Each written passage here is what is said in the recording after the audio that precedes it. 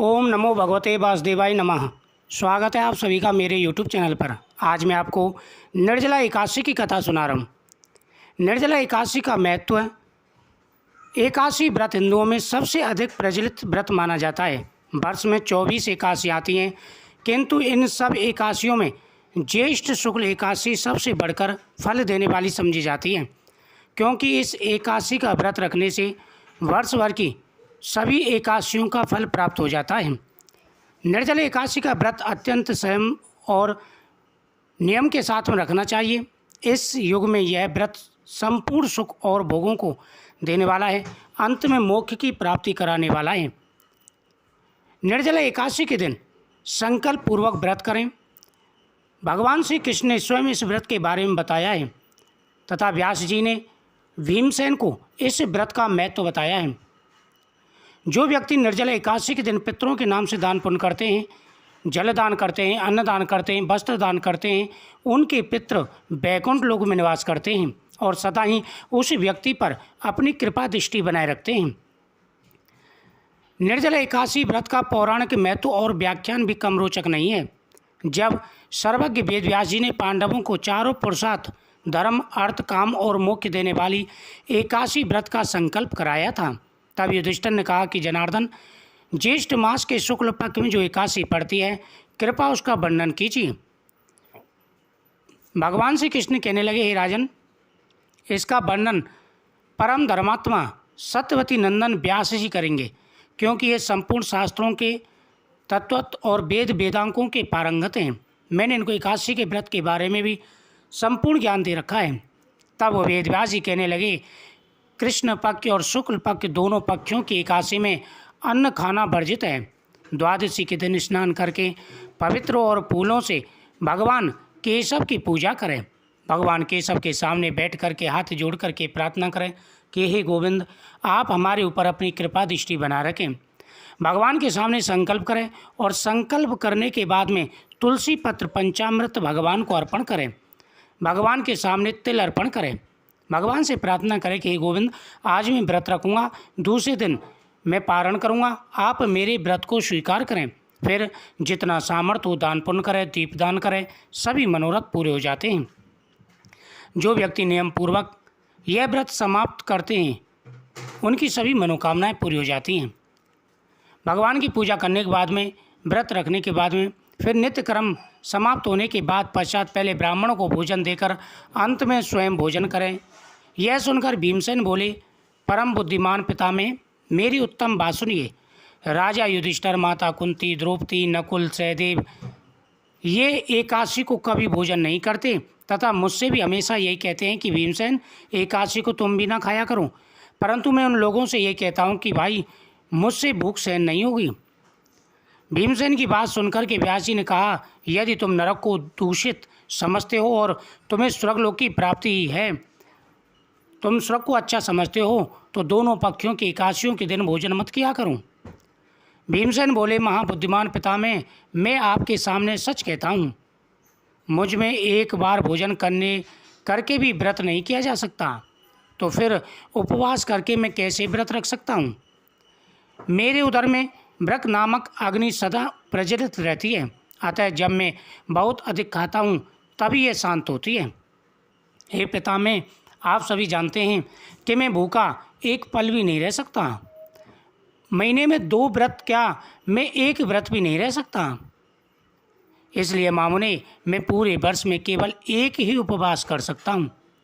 अगर कोई ऐसा व्रत हो जो वर्ष में एक बार पड़े और सभी एकादशियों का फल प्राप्त हो जाए, ऐसा मुझे बताने की कृपा करें, जिससे स्वर्ग की भी प्राप्ति हो तथा मेरे सभी मनोरथ पूरे हो जाएं और मुझे कष्ट भी ना हो।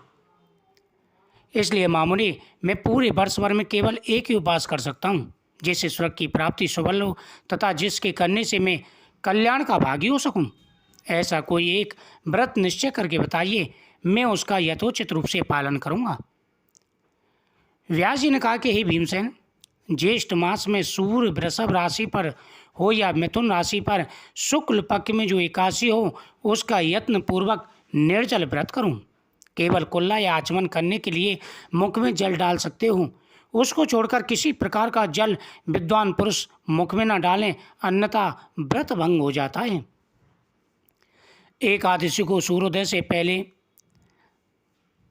उठ करके स्नान आदि करें, भगवान के सामने संकल्प करें, नियम के साथ में इस व्रत को करें। इस व्रत में दूषित खाना, तामसिक भोजन तथा झूठ बोलना, स्त्री प्रसंग ये सभी वर्जित माने जाते हैं। दूसरों के घर का अन्न नहीं खाना चाहिए और संभव हो सके तो निर्जल व्रत रखें। दूसरे दिन के सूर्योदय तक मनुष्य जल का त्याग करे तो यह व्रत संपूर्ण होता है। तदंतर द्वादशी को प्रभात काल में स्नान करके ब्राह्मणों को विधि पूर्वक जल और सुवर्ण का दान करें। इस प्रकार सब कार्य पूरा करके जितेंद्रिय पुरुष ब्राह्मणों के साथ भोजन करें। वर्ष भर में जितनी भी एकादशियाँ होती हैं उन सब का फल निर्जला एकादशी के पालन मात्र से मनुष्य प्राप्त कर लेता है। इसमें तनिक भी कोई संदेह नहीं है। शंख चक्र और गदा धारण करने वाले भगवान केशव ने मुझसे कहा था, यदि मानव सबको छोड़कर एकमात्र मेरी शरण में आ जाए और एकादशी को निराहार रहे तो वह सब पापों से मुक्त हो जाता है। एकादशी व्रत करने वाले पुरुष के पास विशालकाय, विकराल, अति आकृति और काले रंग वाले दंड पासधारी भयंकर यमदूत नहीं आते।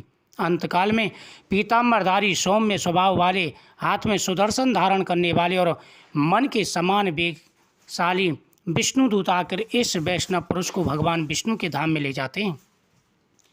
हे भीमसेन, अतः निर्जला एकादशी को पूर्ण यत्न करके उपवास और श्री हरि का पूजन करो। स्त्री हो या पुरुष, यदि उसने मेरु पर्वत के समान में महान पाप किया हो तो वह इस एकादशी के व्रत के प्रभाव से भस्म हो जाता है। जो मनुष्य उस दिन जल के नियम का पालन करता है वह पुण्य का भागी होता है। उसे एक एक पैर में कोटि कोटि स्वर्ण मुद्रा दान करने का फल प्राप्त हो जाता है। मनुष्य निर्जला एकादशी के दिन स्नान, दान, जप, होम आदि जो कुछ भी करता है वह सब अक्षय हो जाता है। यह भगवान श्री कृष्ण का कथन है। निर्जला एकादशी को विधि पूर्वक उत्तम रीति से उपवास करके मानव वैष्णव पद को प्राप्त कर लेता है। जो मनुष्य एकादशी के दिन अन्न खाता है वह पाप का भोजन करता है।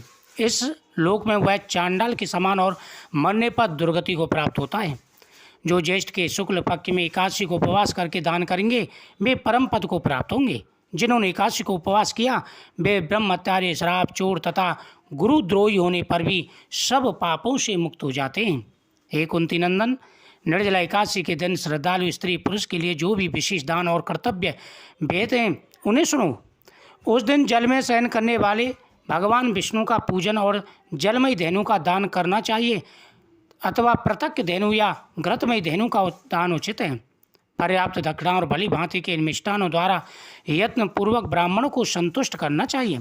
ऐसा करने से ब्राह्मण अवश्य संतुष्ट होते हैं और उनके संतुष्ट होने पर भगवान श्री हरि मोक्ष प्रदान करते हैं।